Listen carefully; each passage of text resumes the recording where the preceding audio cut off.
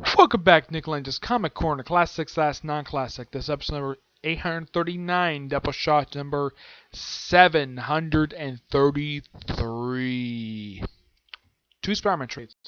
First up, it is Civil War. Amazing Spider-Man. Yeah, this is the Amazing Spider-Man tie-in from Civil War 1. Yep. I know Tivia has reviewed this thing. I haven't really watched his review of it, but I know he has reviewed it.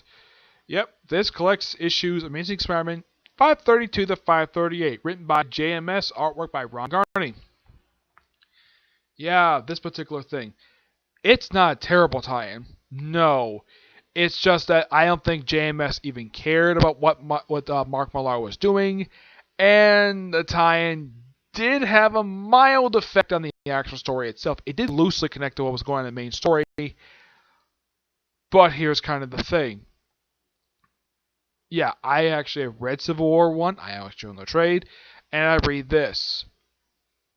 Man, this thing contradicts a lot of the stuff happening in the main Civil War 1 book. Yeah, I don't know what. It's like JMS just... Despite I think he kind of knew what was going on with Civil War 1, it's like he just didn't care. He just didn't like what Mark Millar was doing with these characters, just do his own thing. That's what it feels like. It does feel like a tie-in, but a tie-in that really seems like that JMS just didn't care about actually trying to stay in continuity. I mean, I know Bendis basically has a reputation for retconning other people's stuff, but at least the tie-ins for Civil War 2 actually did not contradict what was happening in the main story. Yeah, that was one thing I got to praise about Civil War 2. At least it was better having the tie-ins actually make sense and actually be good tie-ins. This one is just an okay tie-in. Yeah, it features Spider-Man, obviously Captain America. Yeah, first has a mask, which happens in issue 2 of all things. Yeah. And from what I've heard, anyways, about this whole unmasking thing, I didn't notice that point, but apparently this was done as a publicity stunt. It's a nice idea to do, have Spider-Man's identity be publicly known. As a matter of fact, it's happened in a couple different realities. Spider-Man happened in the Amazing Spider-Man cartoon, the Spider-Man cartoon from the 90s, where he was... Well, when he was rich, and of course, it's publicly known there. And it's also happened in House of M, or is Anthony's publicly known there as well. Though for some reason he's with Gwen Stacy in both realities. Yeah, no idea why. It's really weird.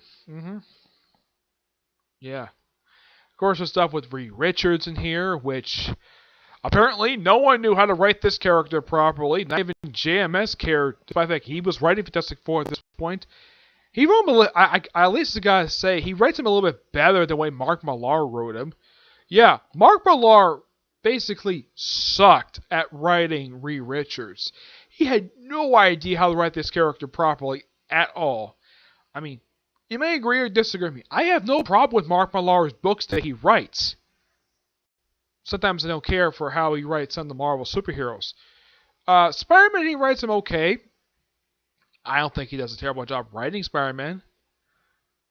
I mean, yes, he did briefly get a chance to write him when he briefly did Ultimate X-Men. But as for 616 Spider-Man, the only time I can think of aside from, well, Civil War 1, X-Men, I think that's the only time I can think of he's ever written him.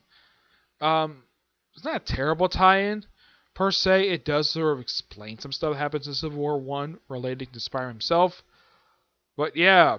Oh yeah, and also, they don't show that really cool scene of how when Spider-Man defects to the anti-registration side, when the Punisher brought him there. Yeah, that is not shown in this tie-in at all. No idea why. It's just that, well, I don't think JMS cared. That's what it seems like when I read this thing.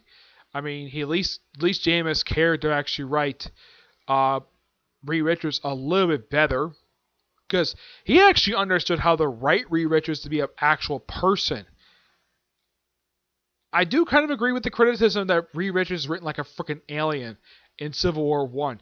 It's like he has no idea how to write him properly. And of course, there was the accusation of Captain America written by Ultimate Cap, written to be like Ultimate Cap. Yeah, I do agree with the criticism. And of course, Tony Stark would be a dick.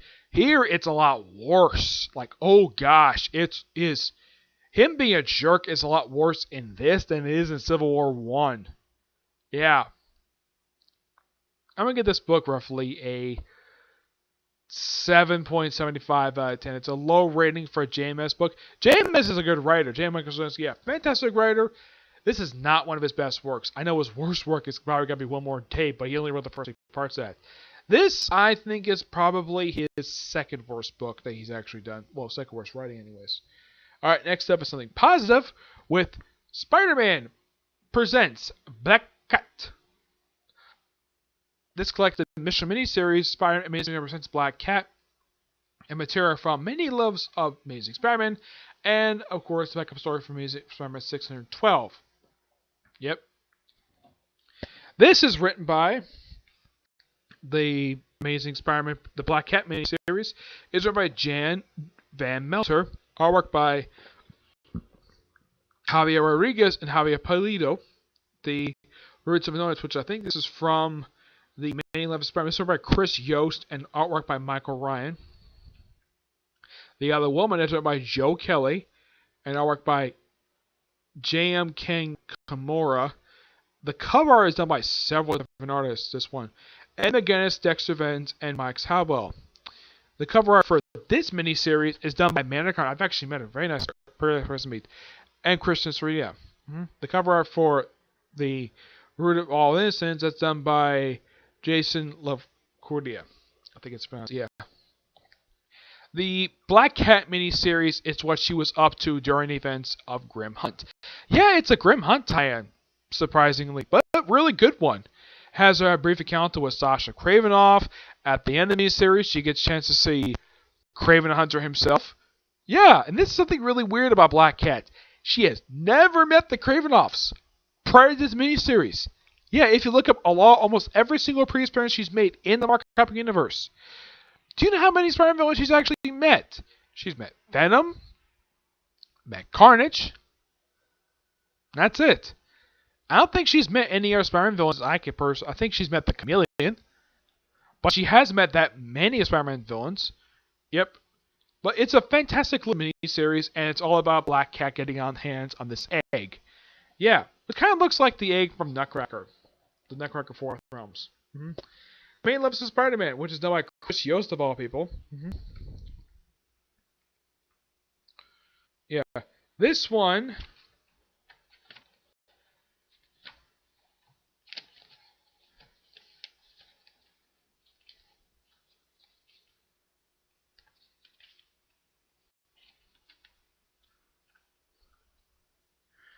It's just basically Spider-Man saying no, and it's just a story about him and the Black Cat, like, together, like a date or whatever.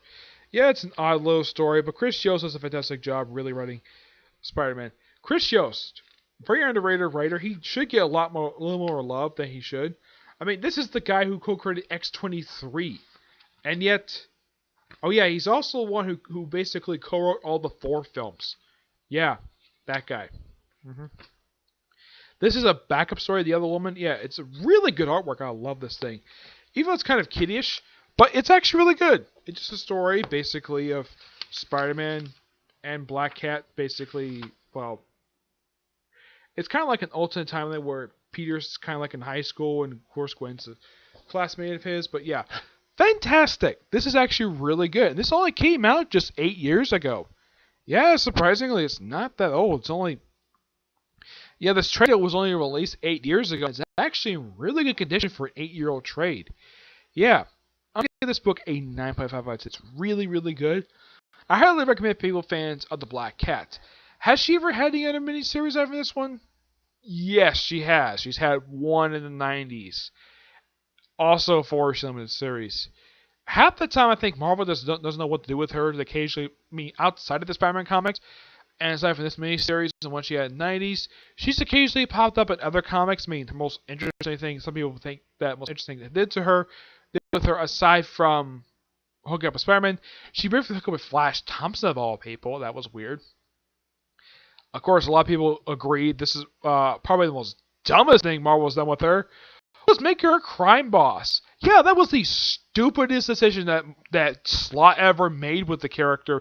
And she stuck being a crime boss for 3 years. The only reason Marvel did it was because Catwoman was a crime boss. But here's the thing. Catwoman stopped being a crime boss after 1 year. Marvel, for some reason, dragged this whole thing out for 3 years. No idea why. But yeah. Yeah, not much else to say there. So, an okay book and a really good one. Yeah, so that's really it for this particular review. Stay tuned for whenever I get a chance to do a comic corner. I'm currently out of trades right now. I might get more in the future, okay? But until we see you next review, bye.